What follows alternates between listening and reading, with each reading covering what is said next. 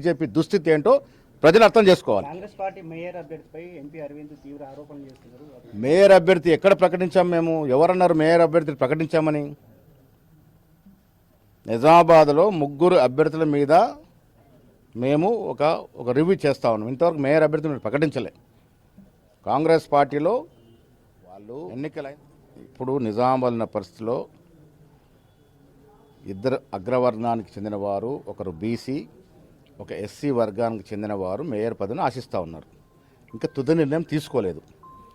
నరేందర్ రెడ్డి గారు ట్యాక్స్ కట్టినారంటే మంచి పరిణామం కదా అది. ఇవాళ కాకుండా రేపు కట్టాల్సిందే.